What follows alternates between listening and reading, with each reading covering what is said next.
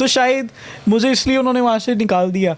तो मेरा चैनल मेरे लिए घर की तरह था, क्योंकि मेरा घर से ज़्यादा वक्त तो अपने चैनल में लगता था। मीडिया में आपको भी पता है, जाने का टाइम आने का कोई टाइम नहीं होता। क्या है कि भाईजान कोई कारोबार करते हैं, तो अल्लाह का नाम लिया, एक दो कारोबार के पंगे लिए, उसमें लॉस हुआ, नहीं चला।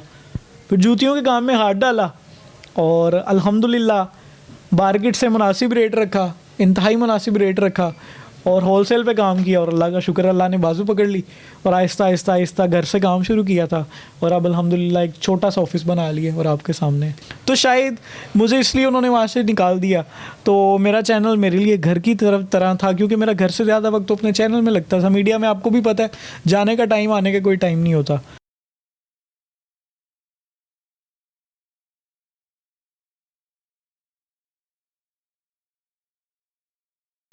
अस्सलाम वालेकुम पाकिस्तान, आपका मेज़बान दानियाल अंसर आपकी खिदमत में हाजिर है और आप देख रहे हैं ख़बर डिजिटल।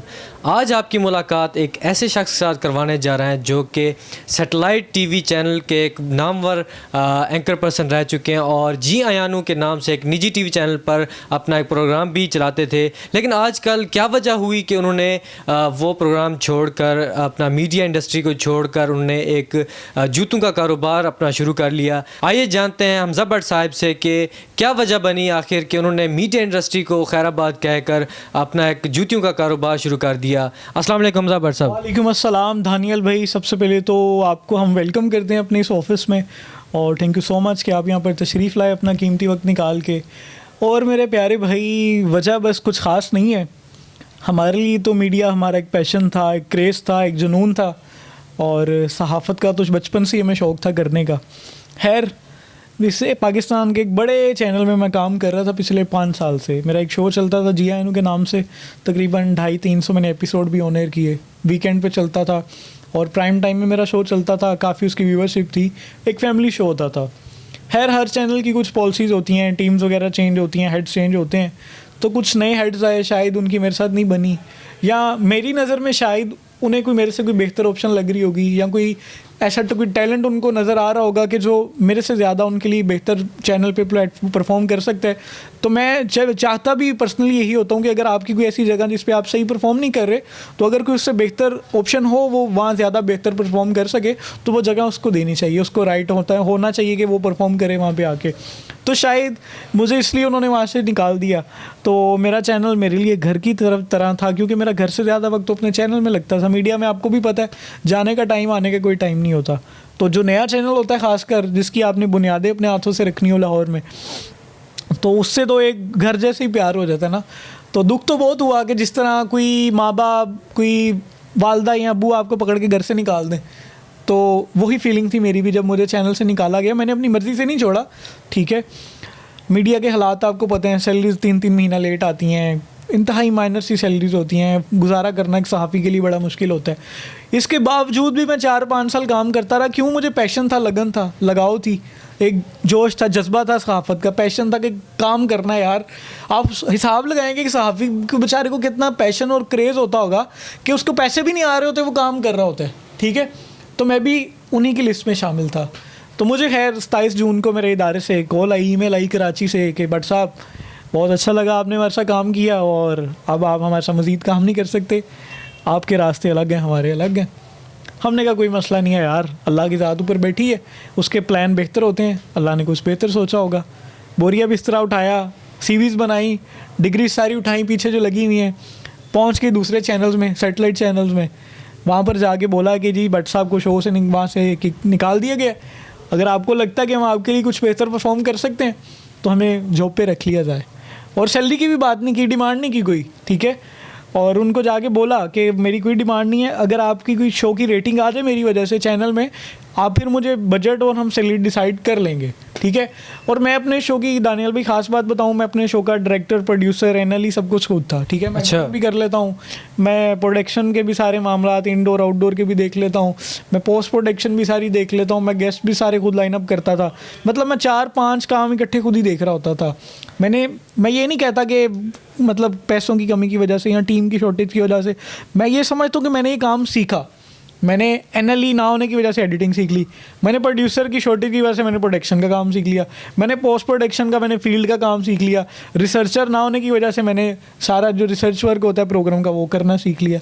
ठीक है, मैंने 4-5 हुनर सीख लिए। ठीक है, मैं ये समझता हूँ कि मेरे लिए एजाज़ की बात है कि ये चीज़ों की शॉर्टेज की वजह से मैंने ये 4-5 साल में ये काम सीख लिए।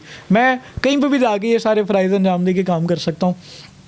बिलीव करो, वो मालिकान चैनल्स के वो प्रोग्रामिंग हेड जो मुझे कॉल्स कर रहे होते थे कि हमजा भाई वहाँ से प्रोग्राम छोड़ के हमारे चैनल में आ जाए, ये बजट है, ये सैलरी है, जब उन्हें पता चला कि मुझे निकाल दिया गया, किसी ने मेरा फ़ोन नहीं उठाया। दानियाल भाई, मैं ऑफिस में चक्कर लगाता था, दरवाज़ा ही नहीं ओपन होते थे।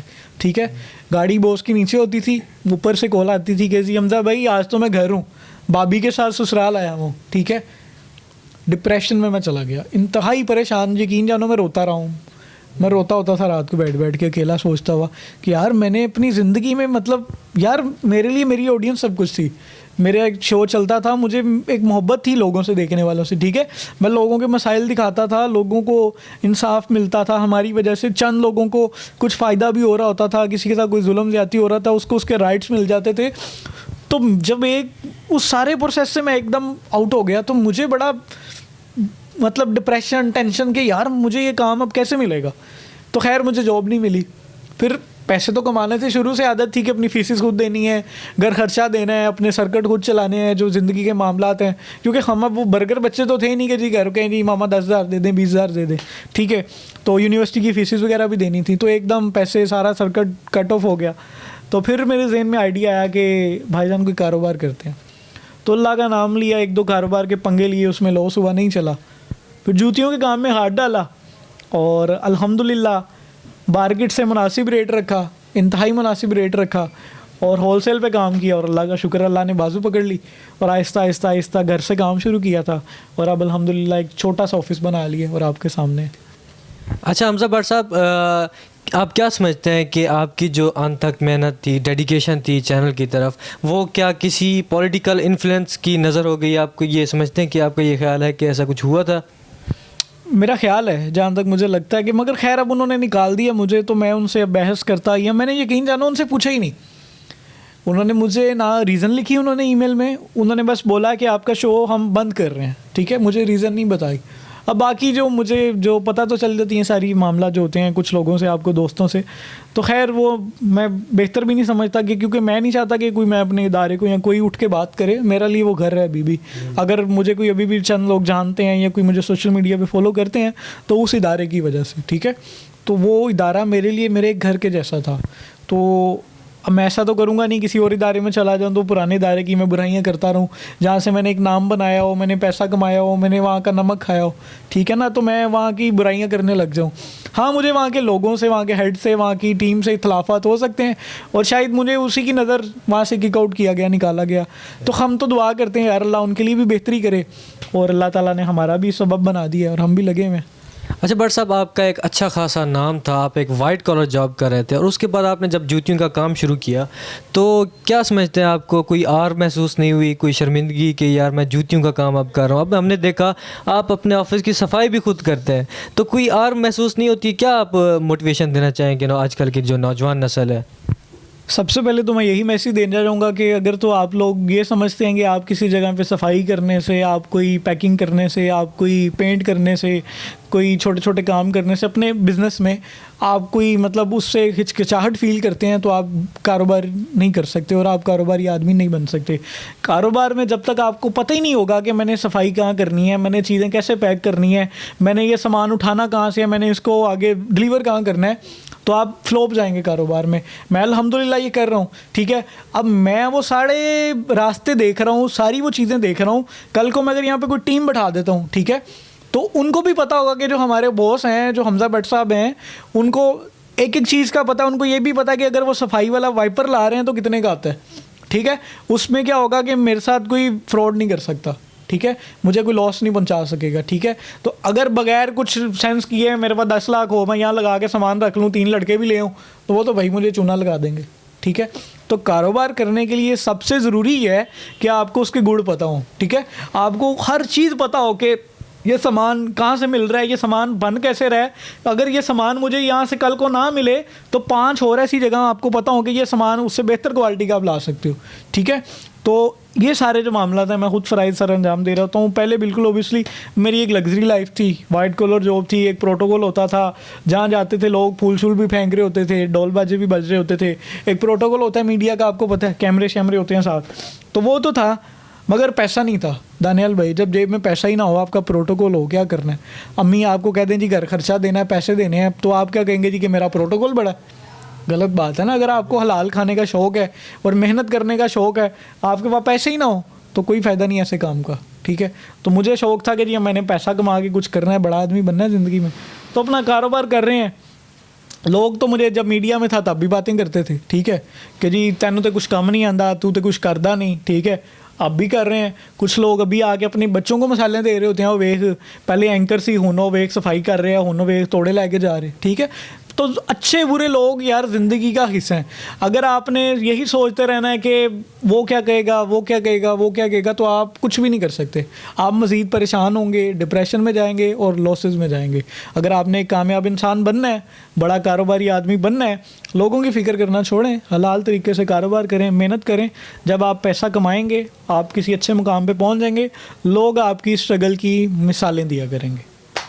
बहुत शुक्रिया भट्ट साहब, आपने अपने कीमती टाइम में से हमारे नाजरीन को एक अच्छा बिज़नेस आइडिया दिया, अपना टाइम निकाला हमारे नाजरीन के लिए। इसी के क्यों भट्ट साहब हमारे नौजवान नस्ल के लिए एक ज़िंदा मिसाल है कि अगर खा किसी भी हाल में हो, लेकिन आपने हिम्मत नहीं छोड़नी, आपने जो आपके अंदर जुनून जज्बा है उसको आपने जारी रखना है और अल्लाह पर भरोसा रखना है। हिम्मत मर्दा मदद खुदा, आपने अपने खुदा पर भरोसा रखना है, ना कि किसी शख्स पर भरोसा रखना है। नताइज के ज़िम्मेदार अल्लाह ताला है, खुदा आपको फल देगा आपकी मेहनत का, ना कि कोई एक इंसान देगा। इसी के साथ ही हमें दीजिए इजाज़त और अगली वीडियो में मिलते हैं, तब तक के लिए अल्लाह हाफिज़।